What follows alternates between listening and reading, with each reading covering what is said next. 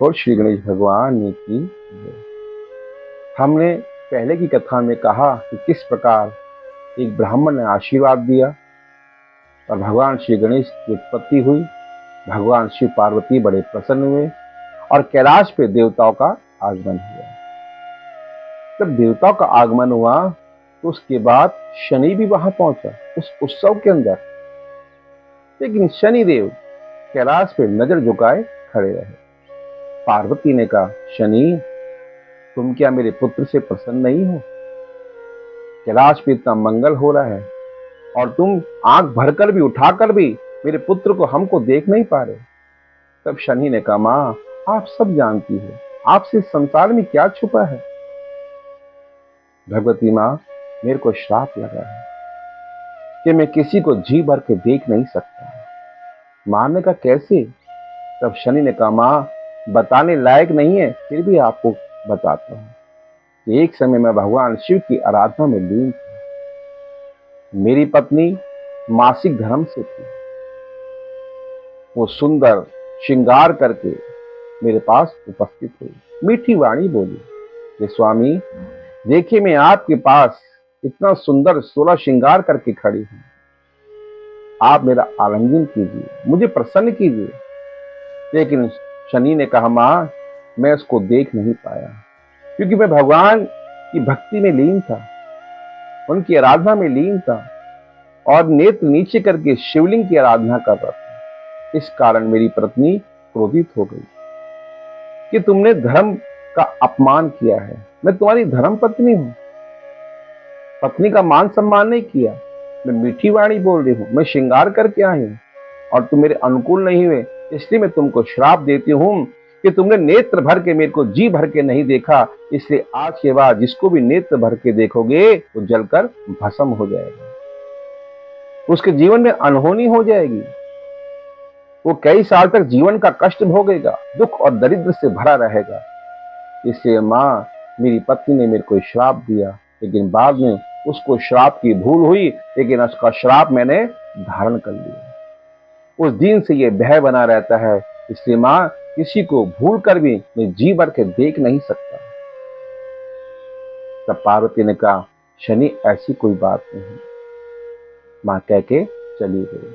अब शनि को मन में लगा कि गणेश जी को देखना चाहिए कि कैसे हैं, और शनि ने अपनी यानी कि हल्की सी तिरछी नजर से शनि पे दृष्टि, यानी शनि ने अपनी दृष्टि भगवान श्री गणेश पे डाली और गणेश पे दृष्टि डालते ही भगवान श्री गणेश का शीश धड़ से अलग हो गया।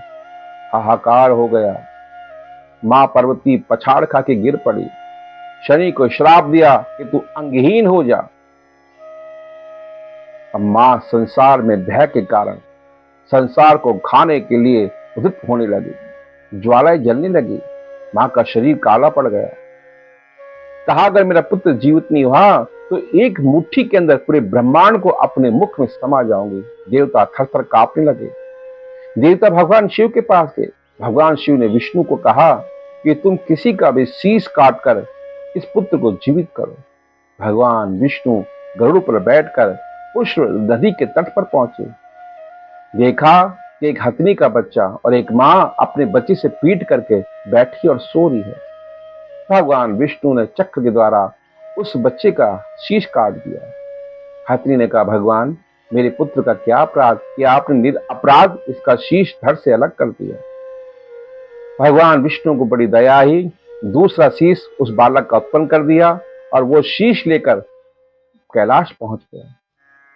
भगवान शिव के द्वारा, देवताओं द्वारा वो हाथी का शीश गणेश जी के लगा दिया और जिससे गणेश भगवान जीवित हो गए।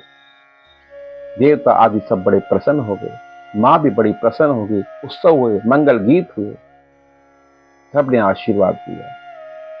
लेकिन यमराज सूर्यदेव बड़े क्रोधित हुए।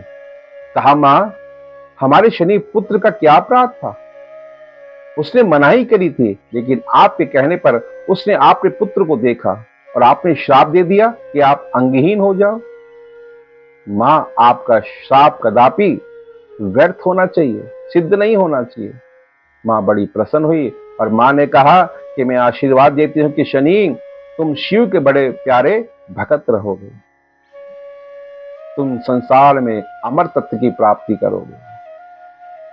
तुम सभी ग्रहों के राजा रहोगे और जो भी भगवान शिव के विरुद्ध रहेगा, जो देवता के विरुद्ध रहेगा, उन सबको तुम कष्ट और दंड दोगे। ऐसा आशीर्वाद मां भगवती ने शनि को दिया। तो भक्तों, किस प्रकार शिव पुराण में भगवान श्री गणेश की दो उत्पत्ति के कारण है और किस प्रकार भगवान शनिदेव को मां का श्राप लगा, फिर आशीर्वाद लगा, उस प्रकार से आज तक शनि धीरे अवस्था में चलते हैं। शनि का भय जीवन में बना रहता है, इसलिए शनि की दृष्टि किसी पे ना पड़े, क्योंकि उनकी पत्नी का श्राप उनको लगा है। इसलिए हमेशा भगवान शिव की आराधना करनी चाहिए, भगवान गणेश का पूजन करना चाहिए, माँ भगवती की आराधना करनी चाहिए, देवता की आराधना करनी चाहिए। ऐसे करने से हमेशा शनि की कृपा हम पे, हमारे परिवार पे बनी रहती है। बोल श्री गणेश भगवान की